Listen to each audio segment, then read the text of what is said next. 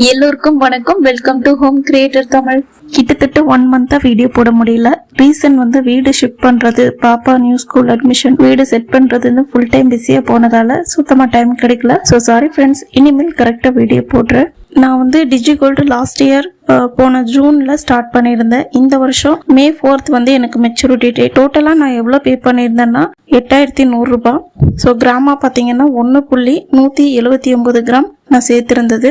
அதுக்கு உங்க போனஸா 44 மில்லிகிராம் கொடுத்திருந்தாங்க. ஸோ டோட்டலா பாத்தீங்கன்னா 1 கிராம் 223 மில்லிகிராம் வந்து சேர்ந்திருந்தது. இதுல வந்து உங்களுக்கு தெரிஞ்சிருக்கும், அதுல ஆவரேஜ் ரேட்டுன்னு ஒன்று போட்டிருப்பாங்க.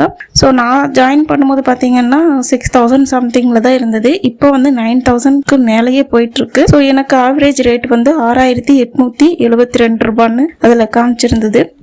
சரி, இனி பர்ச்சேஸ் பண்ண எக்ஸ்பீரியன்ஸ் பத்தி உங்களுக்கு நான் ஷேர் பண்றேன். என்னோட ஓன் எக்ஸ்பீரியன்ஸ் தான் இதுல ஷேர் பண்ண போறேன். ஸோ புதுசா டிஜிகோல்டு ஜாயின் பண்ணணும்னு நினைக்கிறவங்களுக்கும், இல்ல நான் வந்து கொஞ்ச நாளா கட்டிட்டு இருக்கேன், நான் போய் என்ன மாதிரி பொருள் வாங்கணும் அப்படின்னு யோசிக்கிறவங்களுக்கும் ஒரு ஐடியா கிடைக்கும். ஃபர்ஸ்ட் ஆஃப் ஆல், நான் இதுக்கு முன்னாடி தங்கமயில எதுவுமே பர்ச்சேஸ் பண்ணது கிடையாது. எந்த ஸ்கீம்லயுமே நான் ஜாயின் பண்ணது இல்லை. நிறைய பேர் யூடியூப்ல ஒரு 100 ரூபாய் இருந்தா கோல்ட சேவ் பண்ணலாம் அப்படிங்கிற மாதிரி நிறைய வீடியோ போட்டிருந்தாங்க. ஸோ நானும் அதை பார்த்து தான் ஸ்டார்ட் பண்ணேன். சரி, இந்த மாசம் என் பொண்ணுக்கு பர்த்டே வருது, அதுக்கு ஏதாவது வாங்கி கொடுத்த மாதிரி ஆகும்னு நினைச்சுதான் போட்டேன். நான் டிஜிகோல்டு ஜாயின் பண்றதுக்கு இன்னொரு ரீசன் இருக்குங்க. லாஸ்ட் இயர் வந்து கொஞ்சம் நிறைய வீடியோல பாத்தீங்கன்னா இங்க வந்து ஒரு 1/2 கிராம் 1 கிராம்ல எல்லாம் கூட ஸ்டட் இருக்கு அப்படின்னு சொல்லி இந்த யூனிகார்ன் டைப்ல என்னென்னமோ நிறைய குட்டி குட்டியா குழந்தைகளுக்கு போடுற மாதிரி அழகா காமிச்சிருந்தாங்க. சோ நம்ம ஒரு 1 கிராம் சேர்த்துட்டா கூட கடைசிக்கு நம்ம ஒரு சின்ன ஸ்டட்டாவது வாங்கிடலாமல்ல அப்படிங்கிற ஒரு ஐடியால தான் போட்டேன். அதுக்கப்புறம் தான் கொஞ்சம் கொஞ்சம் நிறைய வீடியோஸ்ல நானும் பார்த்து தெரிஞ்சுக்கிட்டேன். நிறைய பேர் சொன்னது என்னன்னா,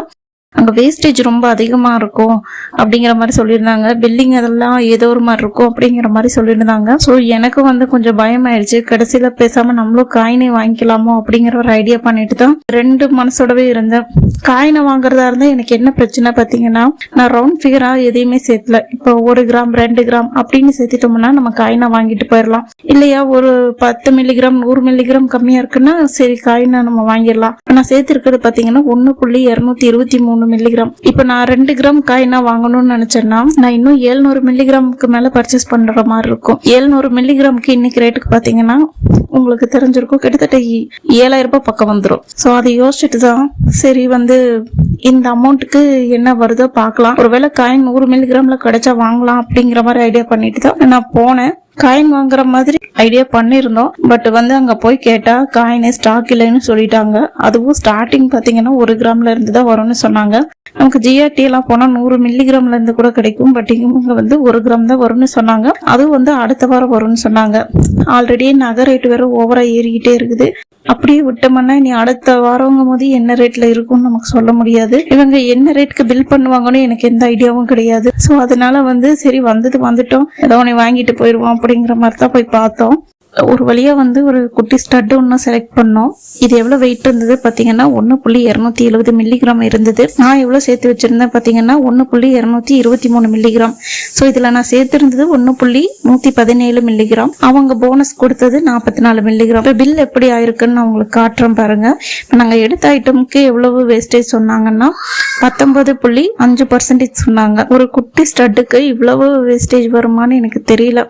ஆனா நகையை பொறுத்த வரைக்கும் நீங்க தெரிஞ்சுக்க வேண்டிய ஒரு உண்மை என்னன்னா, நம்ம பெரிய சைஸா வாங்க அதோட வேஸ்டேஜ் குறையும், சின்னதா வாங்க வேஸ்டேஜ் அதிகமா இருக்கும். அது எல்லாருக்கும் தெரிஞ்சதா. ஆனா இந்த அளவுக்கு வேஸ்டேஜ் வருமா அப்படிங்கறத ரொம்ப டவுட்டா இருந்தது. சரி போய் தொலைது, இதுக்கு ஒரு எஸ்டிமேஷன் வாங்குவோம்னு எஸ்டிமேஷன் வாங்கினோம். இந்த பில் உங்களுக்கு காட்டுறேன் பாருங்க.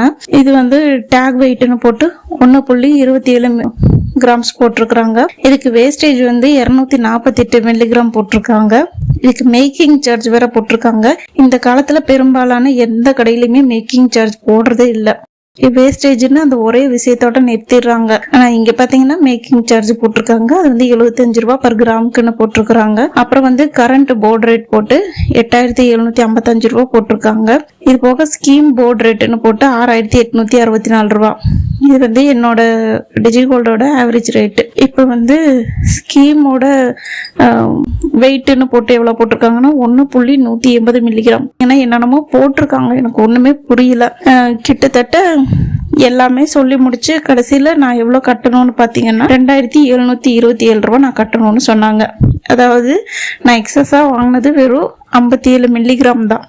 அந்த 57 மில்லிகிராமுக்கும் இந்த மொத்த 1.270 மில்லிகிராமுக்கும் சேர்த்து வேஸ்டேஜ் ஜிஎஸ்டி எல்லாம் சேர்த்து 2727 ரூபாய். நீங்க கேட்கலாம் காயினா வாங்கியிருக்கலான்னு.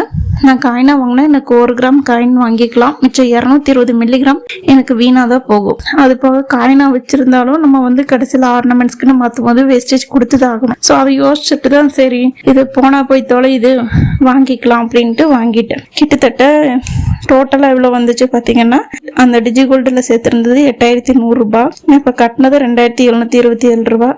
மொத்தமா 10827 ரூபாய். இதுக்கு எனக்கு எவ்வளவு கிராம் கிடைச்சிருக்கு பாத்தீங்கன்னா 1.270 மில்லிகிராம் கிடைச்சிருக்கு. போகிறதுக்கு முன்னாடியும் ஒரு ஐடியா பண்ணியிருந்தேன். அதாவது நம்ம சேர்த்திருக்கிறதுக்கு மேக்சிமம் ஒரு 100 மில்லிகிராம் எக்ஸ்ட்ரா வந்தா பரவாயில்ல, அதுக்கு மேல எடுத்துடக்கூடாது அப்படிங்கிற ஒரு ஐடியா பண்ணிட்டு தான் போயிருந்தேன். ஸோ அட்லீஸ்ட் அந்த ஒரு ஐடியா பண்ணதுனாலதான் என்னால தெளிவா இந்த பொருளை செலக்ட் பண்ண முடிஞ்சிச்சு. நான் எதையுமே யோசிக்காம போயிருந்தேன்னா இன்னுமே நிறைய ஏமாந்துருக்கிறதுக்கு வாய்ப்பு இருக்குது. ஒருவேளை நீங்களும் இந்த டிஜிகோல்டில் சேவ் பண்ணிட்டு இருக்கீங்க அப்படின்னா ஒரு கிராம் வரைக்கும் சேவ் பண்ண முடியும், அதுக்கு மேல முடியாதுன்னா அந்த 1 கிராம் வந்ததுமே நிறுத்திடுங்க.